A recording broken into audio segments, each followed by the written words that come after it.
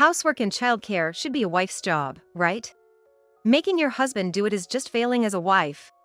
My mother-in-law just can't stand the fact that I let our son help with housework and childcare. How can you live like this, forgetting who's earning the money? I'm left speechless by my mother-in-law's tirade. Don't forget it's thanks to your husband that you can live this life. Ingrate, that's what you are. And to think I even have to do laundry. I'm not a maid, you know. My husband, standing next to me, doesn't even try to defend me. If I divorced you, you wouldn't be able to live with just our daughter, would you? I'm at my breaking point, facing constant criticism from my disdainful husband and mother-in-law. My name is Kelly, a 30-year-old office worker. I met Sam during our college years, and we started dating. After becoming working adults and reaching a suitable age, we got married. Soon after, we had our daughter. And I decided to change jobs after giving birth due to my irregular work hours. Now I'm working full-time at a place with less overtime. I didn't realize it at the time, but after getting married, I found out that Sam had a bit of a mama's boy streak. He always consults his mother on every decision. When we were searching for a new home after getting married, I was surprised he brought his mother along. This living room is spacious, and the shopping area is convenient. Let's settle on this one. What do you think, Mom? I wondered why he sought his mother's opinion when I was the one he should be consulting. But the sunlight isn't that great here, and I think another place would be better. Yeah, I was thinking the same. It was supposed to be our home, but his mother's opinion took precedence. Eventually, we settled on a place his mother approved of. Which I also liked, but I couldn't shake off the feeling of unease. Even when buying furniture and appliances, his mother would tag along. Hey, your mom must be busy, right? Why don't we just go with the two of us next time? It's hard to relax with his mother around, and I wanted to decide with just my husband. It's okay, Mom's not busy. It's better to have her help and take her opinion into account. That works better for me. Even when I hinted that I didn't want his mother to come, he didn't get it. Occasionally, he would skip dinner at home, saying he's not hungry and go to his mother's place. I didn't probe much since I was working and it was one less dinner to prepare. I didn't want to complain, thinking his mother must be happy to see her son occasionally. I didn't want to be seen as a nagging wife and get disliked by my husband and mother-in-law. Years into our marriage, with our daughter growing up, we started discussing building a new home. Sam is a calm person and doesn't complain when his mother isn't around. He plays with our daughter, so I was looking forward to living peacefully as a family of 3 in a new house. Mom's getting on in years, and I'm worried about her. How about we live together? Out of the blue, Sam suggested living with his mother. She must want to live with her son and granddaughter. I was absolutely against living with my mother-in-law. She never listens to me, and I always have to be careful not to upset her. She adores her son so much that to her, I'm just an inconvenience. I can't face her every day, I absolutely want to avoid that. But, your mom wants to live near her current home, right? Yeah, she's got friends there and doesn't want to move far. I knew my mother-in-law didn't want to leave her familiar neighborhood. Living near your mom's house would make my commute to work way too long. It'll double my travel time. I wanted to live in an area that's convenient for commuting and good for raising kids. Hey, this place is just a short train ride from your mom's house. It's close to the station too. What do you think? I showed my husband some land options that I had a real estate agent gather for us. The locations I chose were near parks and nature, and conveniently close to shopping areas near the train station. The deciding factor was the proximity to his mother's place, close enough for visits but not living together, which he agreed to. I was relieved to have avoided living with my mother-in-law. However, she began visiting our house more frequently. My husband welcomed her, and I couldn't say no to her visits. I understand her wanting to see her granddaughter, but my daughter doesn't take to her at all and always ends up crying, which makes me anxious about upsetting my mother-in-law. I want to relax on weekends, but I can't when she's around. Hey, can we just spend weekends as a family? I end up feeling uneasy when your mom is here. Mom's family too. You're the one making it awkward. My husband didn't empathize with my feelings. Every time she visited, she'd criticize my cooking and housekeeping, saying it's training. If something wasn't clean, she'd point it out, making me feel inspected. It's tough working full-time and trying to clean on weekends. especially when she points out exactly where I was about to clean. You really don't have the basics of cooking down. You'll never improve this way. Yes. I'm sorry. No matter how hard I try, my cooking never seems to please her. Exactly. Even your seasoning is always too strong. Mom's is just right. My husband joins in criticizing me, though he's usually silent about it unless she's around. I talked to my husband about it when she wasn't there. If you have complaints about me, can't you tell me directly? You don't have to wait for your mom to be here. Can't help it. I only remembered because of what Mom said. He became sulky and uncooperative. Even without ill intentions, it's hard to feel supported in our marriage. Our arguments about his mother became more frequent. When our daughter started elementary school, my mom called about my dad's declining health. It's tough for her to care for him alone at her age, so I decided to help out whenever I could. I left our daughter in my husband's care. She's grown and helps out on her own. Knowing I'm busy with caregiving, she tries to cooperate, which I appreciate. One day, my mother-in-law came over and berated me. What are you thinking? Sam's doing all the childcare. I'm sorry, but my dad's in bad shape, and he needs care right now. I believe in helping families in need, but she doesn't seem to agree. Housework and childcare are a wife's job. Making Sam do it is failing as a wife. If you want to care for your father, do your duties at home first. I was speechless under her fierce criticism. She couldn't stand me having my son do housework and childcare. Do you even realize who's earning the money for your lifestyle? Don't forget it's all thanks to Sam. She blamed me while my husband didn't defend me. Even though I worked too. I even had to do laundry. I'm not a housekeeper, you know. I had asked him for help when I was really pressed for time, and he didn't complain then. But it seemed like he was harboring resentment. It even seemed like he was deliberately provoking his mother's anger. As I got busier with housework, childcare, and caregiving, my husband's attitude worsened. I try to do housework whenever I can, but I need help sometimes. At least take care of your own things. It's understandable that I can't always tend to our daughter. But I wished he'd at least clean up after himself. Huh? A wife is supposed to take care of the house, right? Why should I have to do it? Is this how you skip out on housework? My husband completely refused to understand my desire for his cooperation. You earn less than I do, yet you act all high and mighty. You know, if I divorced you, you couldn't live just with our daughter.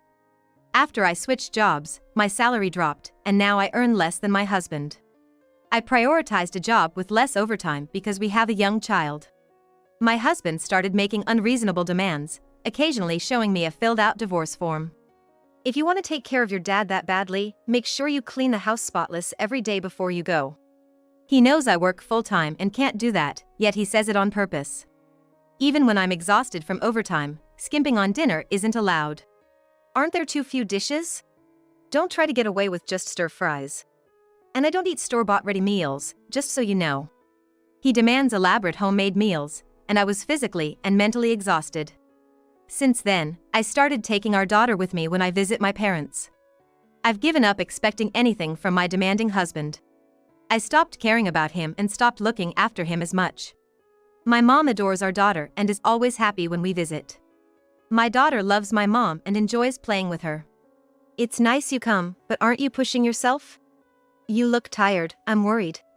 My mom quickly noticed something was wrong with me. I'm fine, Mom. I feel guilty for always relying on my mom. My father, whom I was caring for, passed away. Amidst our grief, my mom and I discussed the inheritance. It turns out, my father was a wealthy man owning multiple properties, including our large family home. The house is big enough to be called a mansion, old but well-maintained and still livable. Originally, it was just my parents living there. I remember my husband being surprised by the size of the house when he first visited to meet my parents. It's in a popular area for vacation homes. Surrounded by nature with great views, a place dear to my parents. This house is for Mom to keep living in, right? I naturally thought my mom would inherit and live there, but she had a different idea. About that, I think the house is too big for just me. It must be hard for my elderly mom to maintain such a big house. After discussions, it was decided that I would inherit the house, and my mom would move to a convenient apartment using the inheritance. After my father's funeral, I stayed at the mansion with my daughter to sort out his belongings and handle the inheritance paperwork. While I was working alone, my mother-in-law and husband suddenly showed up. "What are you doing here so suddenly? You've inherited this mansion, haven't you?" As she said this, my mother-in-law was looking around the mansion. "It's big enough for all of us to live together." Huh? Confused by what she meant, I asked her to clarify. "From today, we're living together. I'll thoroughly train you to be a proper wife in our family." She said this with a sly smile. Train me as a wife? I couldn't help but laugh at her words. I looked them both in the eye and said, "A wife in your family? Who are you talking about? I'm single now, you know." Huh? What are you talking about? They were confused, not understanding my words. "I've already proceeded with our divorce, so we're strangers now." "Too bad, you don't have a wife to train anymore." Huh? You think you can do that and get away with it? When I informed them about the divorce, both of them widened their eyes in shock. They clearly didn't expect me to actually file for divorce. "There's nothing to forgive," Sam himself signed the divorce papers. "How dare you talk back like that? A wife shouldn't defy her husband." My mother-in-law became furious and started yelling. In fact, just before my father passed away, I had submitted the divorce papers that my husband had been using as a threat. Even while I was caring for my father, my husband didn't help at all. Instead, he made my life miserable, and I had lost all affection for him. I had been trying to tell them about the divorce, but my husband and mother-in-law barely spoke to me. Then my father passed away, and I missed the chance to tell them. My anger peaked at my mother-in-law's words. "It's ridiculous to think that a wife has to obey everything. A wife is not a housekeeper." I didn't care about being disliked by her anymore. I was no longer her daughter-in-law. "How dare you? Don't get cocky." My mother-in-law snapped and lunged at me.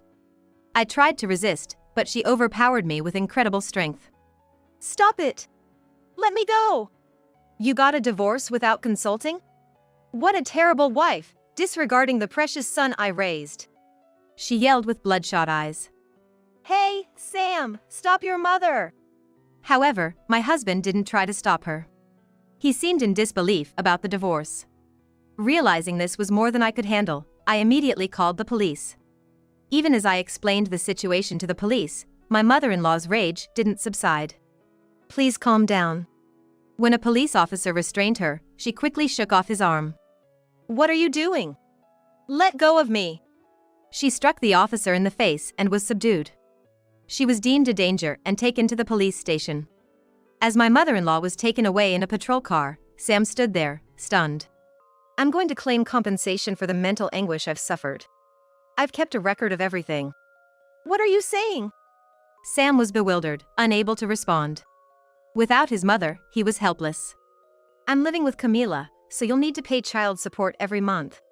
Without his mother to back him up, Sam could only hang his head. After a while, my ex-husband came to my workplace. Apparently, he had spread some bad rumors about me through a mutual college acquaintance. Heard his wife run off on him. Some mother-in-law is in trouble, poor woman. People at work started looking at me differently, and he eventually resigned due to discomfort. His hair was messy, his beard grown out, and he looked untidy and unclean. He had apparently fallen into gambling due to stress and was financially struggling.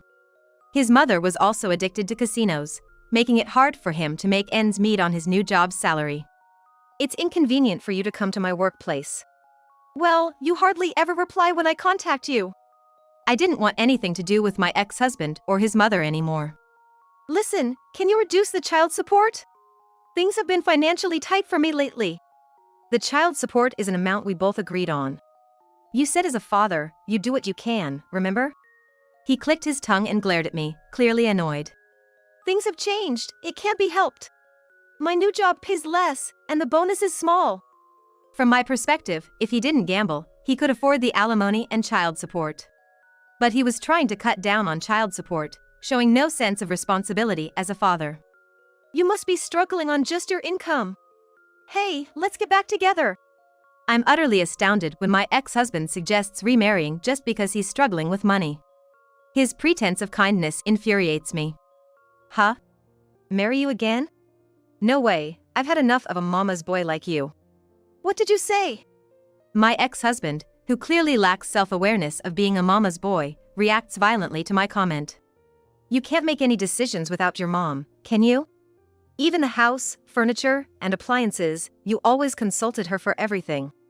Well, it's not like I consulted her for everything. No matter how much he argues, I have a lot to say. Oh, I know about you going shopping for clothes with your mother and letting her decide. That's what people call a mama's boy. Ugh. He looks frustrated, having been hit with the truth. In his mind, he's just a dutiful son, but to me, he's nothing but a mama's boy who can't decide anything on his own. You always mocked me for earning less, but I won't let you say that anymore. What do you mean? After switching jobs, I was recognized for my hard work and got promoted. I've been promoted. Now I earn more than you. What are you talking about? You can't possibly earn more than me. He refuses to believe my words. He always bragged about his higher salary and looked down on me. He never imagined his wife, whom he looked down on, would surpass his salary. It doesn't matter if you believe it or not. I can show you my pay stubs anytime. He falls silent at my confident response. Besides, with the inheritance I received, I've been living comfortably without my ex-husband.